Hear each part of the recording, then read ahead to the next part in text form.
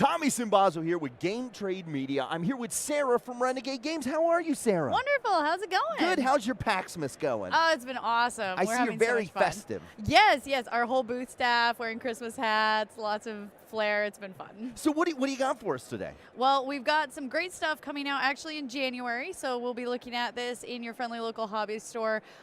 If they're participating in one of our special retailer programs, all 3 of these games are actually going to be available in January. Okay. Otherwise, you'll see Fox and the Forest Duet in January, and the others will come shortly after that. Okay, so well, you want to start from this way over and work our way down? Yeah, for sure. So Fox and the Forest Duet, this is a follow-up to a game that we've been had out for a couple years now called Fox and the Forest. And if you remember, Fox and the Forest is a competitive game. Mm-hmm. So everyone remembers that. Exactly. So it's a 2-player only trick-taking game where you and I are both trying to play tricks, but if one of us gets too greedy and gets all of the tricks, then we're going to lose the game. Ugh. And so you really want to balance every time you play a card. Do I really want to win this one, or do I need to be careful and hold back a little bit? Okay. And similarly in Fox and the Forest Duet, this is a cooperative version of the game now. And so we do still play a card just like a regular trick-taking game each turn, but instead of trying to get the most tricks or whatever it is,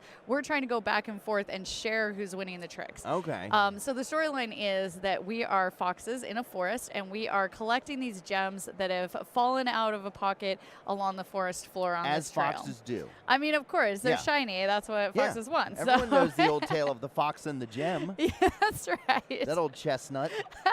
Well, you can read the story inside the rule book. It's you got have a nice story little. in the book? Of course, Oh. of course. There's a beautiful little fairy tale Is in there there. a fable at the end? At the beginning. Like, So don't poke people in the eye. Don't talk in the microphone of a sewer snake. That's a whole other story. But yes, you do not want to do that. So in this one, as I play a card and my partner in this game will also play a card, we'll see there's a few different things on here. So as I play a card, I can choose whatever card I want for my hand, but my partner has to play a card that follows suit, just like most trick-taking games, and then whoever played the higher card in that suit will win the trick. So I played a 6, my partner here played a 5, and so I'm going to win that trick, and we add up the number of paw prints. So you can see there's 1 here and there's 2 here for a total of 3 paw prints. So this tracking token is going to go 1, 2, 3. Thank you. It's very difficult. 1, 2, 3 on this tracker, and now I'm going to collect a gem from that spot. Okay. The goal is to collect all of the gems on this track to be able to win the game. So each turn, we're going to be playing a card, and then whoever wins that will move the tracker towards them. And there's also, of course, some special abilities. So in this case, the winner of this trick may choose to move the team tracker in the opposite direction.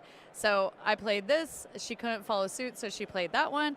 And so I'm going to win the trick, and it's going to move towards me. We collect another token. That's great, but if they won the trick, then it would move back towards. It'd move the other way. Okay. And so the problem is that now this token is getting closer and closer to the edge of the forest. Okay. And if we ever go too far off the track, then we get lost in the forest, and this track suddenly gets a little smaller. Okay. Which is more difficult because we have less space to maneuver, and it gets harder and harder. And if we ever run out of these forest tokens, then we're going to lose the game. Okay. So we need to be very careful not to get lost in the forest. Because it's a highway there.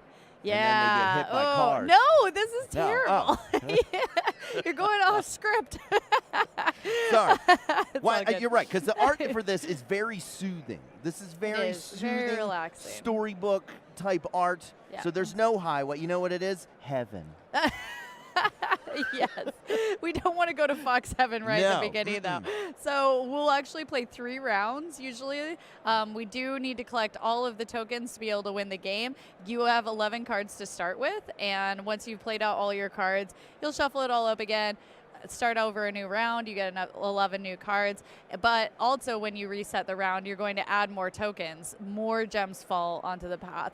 So it is difficult to collect all of the gems by the end of the 3rd round. Okay. But if you can do it, then you win together because it's a cooperative game. I like this because so it's the sequel to the first game. Yeah. And the first game, if it's ruined a relationship with someone, you'd be like, hey, come back over.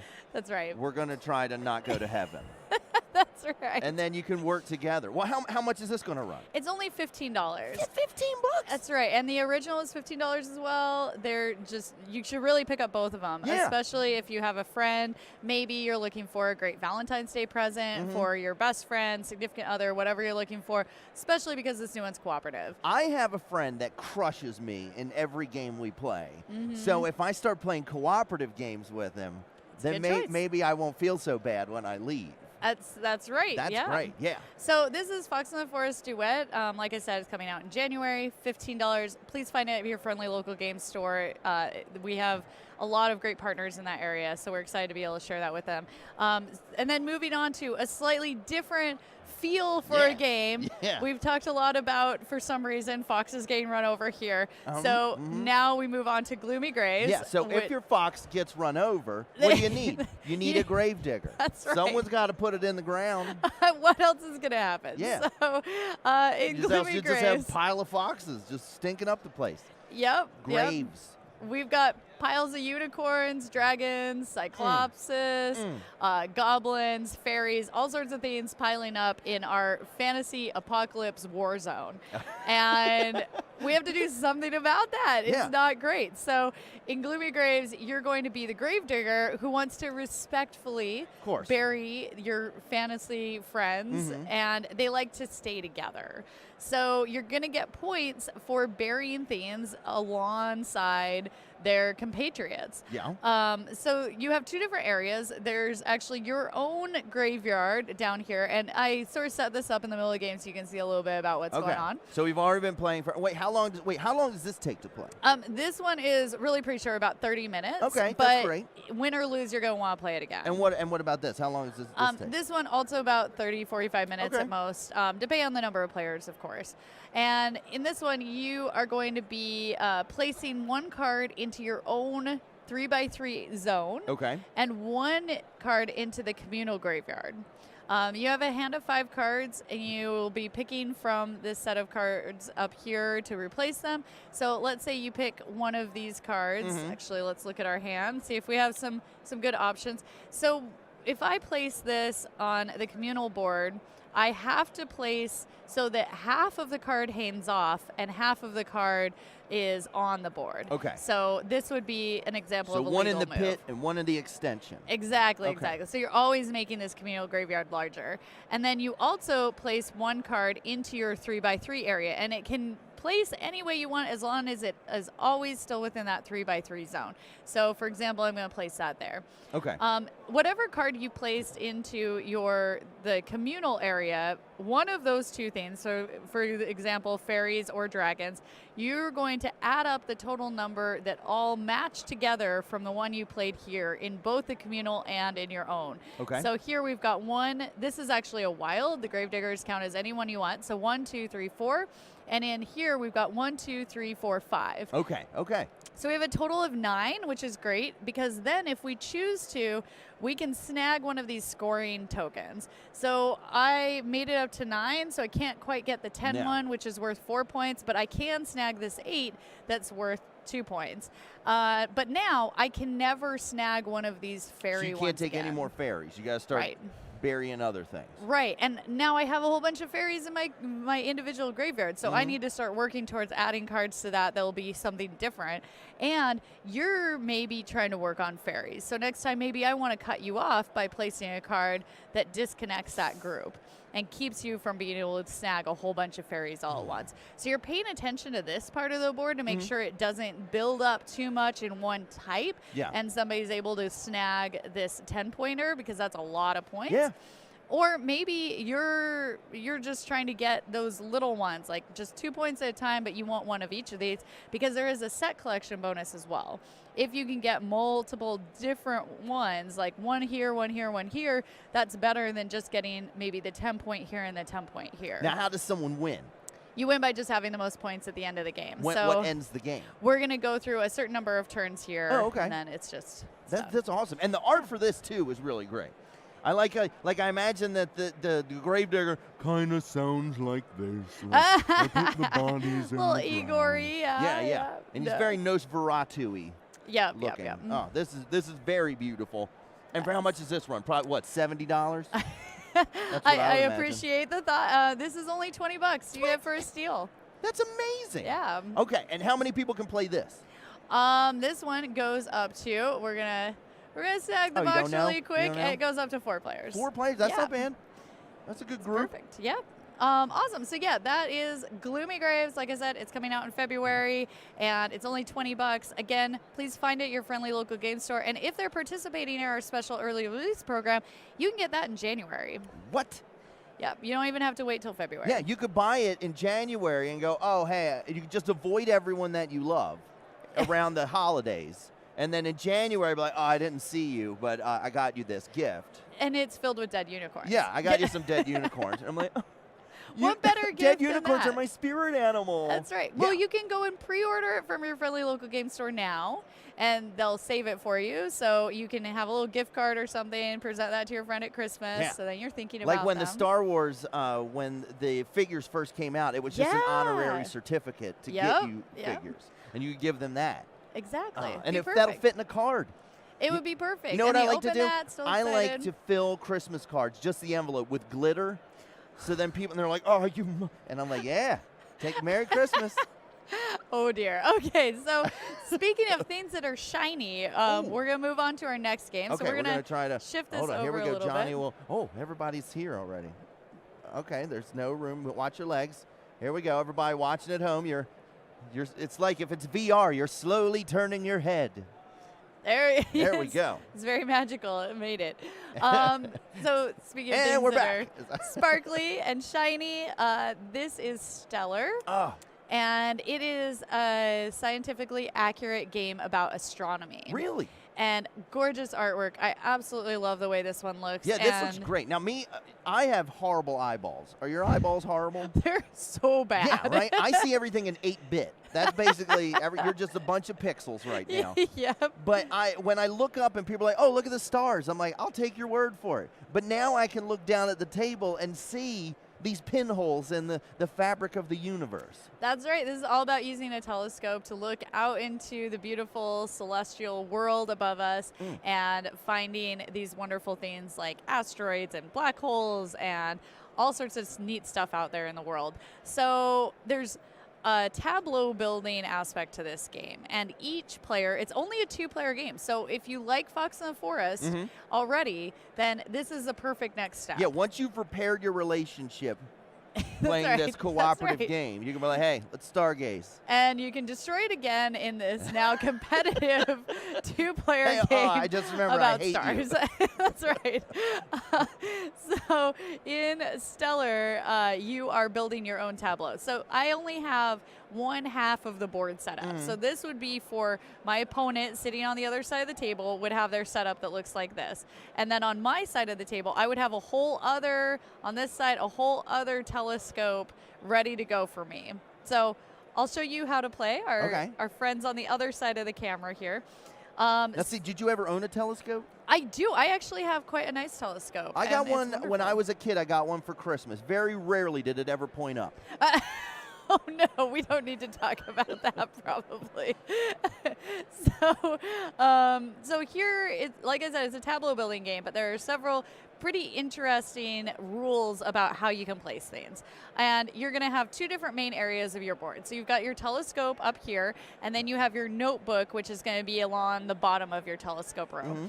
And each turn, you're going to take a card from one of these 5 slots. Okay. Let's say we take an asteroid, and we can put it anywhere we want here as long as we follow a few rules. So because there are no other asteroids, we could place it wherever we wanted.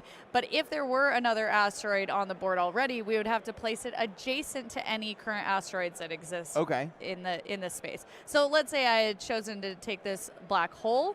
I would have to put it in one of these 2 spaces because I already have a black hole. Yeah. So let's say I just put that there. Oops, sorry. On this card, we have a few different things going on. You can see there's a 2 right here.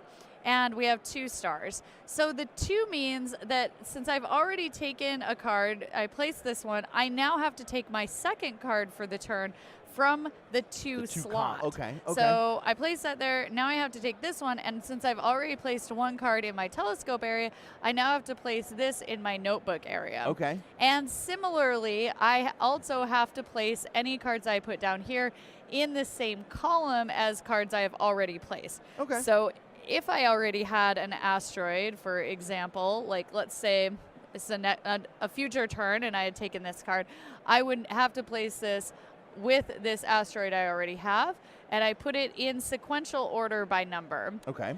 At the end of the game, that's important because I'm going to get to multiply the number of cards I have in here that are in sequence with the number of that same type up here that I have, the number of stars on those cards. So if this were, let's say, 1, 2, 3. Let's pretend there were 3 cards like a here. Run, small run. Yeah, I had a small run of 3, and if I had a couple different asteroids up here, and let's say I had a total of 5 stars up here. That's 15, right? I would get 15 points because I have 3 times those ones up there for 5, total of 15. So you want to be really thoughtful about how you're placing them here versus here, what you've already collected, what you think is in the rest of the deck, and what your opponent has taken. Because you might know there's only a couple of this card that exists. My opponent already has both of them. Now. You need to be counting cards very card carefully. element. Yep. There's another thing you're going to need to worry about for scoring. So, of course, now we already know scoring is the multiplication I'm already of down ahead here, 15 down here. points. You've up 15 points. That's great. But now we're going to look at the total of this number in this area, in the middle of your telescope, and at the bottom, and compare that to your opponent's I just total realized score. this is telescope shaped. It is. Okay. We're so fancy that way. It is actually pointing like a telescope. So then we'll multiply, or we'll add up all of the numbers. So like here we have a total of 5 so far. We'll add up all the numbers in the top, middle, and bottom of our telescope. Compare that to each section in our opponent's telescope, and whoever has the higher of the score in those will also get a benefit, a bonus point. Nice. So you need to really be thinking about where everything needs to fit and which card you're taking, because that'll affect the next card that you're able to take, where they go in here, which cards you need down here. It's a lot of planning ahead, a lot of thinking about what you do for each turn, which I love that puzzly aspect, but it's only 11 turns, because once you've filled up each one of these slots, the game ends. And you start with one slot already full. And then you start tallying up. Yeah. Okay. And so it's a very fast game. We're looking at again. Very fast. How long does it take to play? This is only another 30-minute game. Okay. So you could play all 3 of these in an evening and have a great experience. 90 with all minutes. 3 of them. Yeah. And then you're like, get out of my house. And honestly, so I'll tell you, I just got this in the mail. It came straight from our factory. Is it still wet? It's still a little, you can see it's shiny. So I just got this copy. I showed up. I opened it up. I learned it in 15 minutes, and I am not good at reading rules, but I learned it in 15 minutes because the rule book is excellent, very well laid out, and I can sit down and start playing it. Yeah, I mean, you sound like an expert on this already. You're like, yeah, this is how you do this. And you just glanced at the rule book. Well, that's great. And how much is that going to run you? So this is just $20, just like Gloomy Graves, same thing. Yep. This is all. So if you're buying all these, what do you bet? $55? Yeah, this is our 3? small box, and you're gonna find this all in the small box display at your friendly local retail store. Now, if you is there any way to get it early? When's it come out? This comes out in March. In March, okay. But I can't wait till March. If you don't want to wait till March, find one of our friendly local game stores that is part of our special deal where you can actually get these in January. What? January? Awesome. That is great. And so thank you so much, Sarah, for coming. Everybody go out, buy one of these games. If you don't get one of these games, get one of Renegade's huge catalog of great games. Sarah, have a Merry PAXmas. Thanks and so we'll much. see you guys at your friendly local game store. Have fun.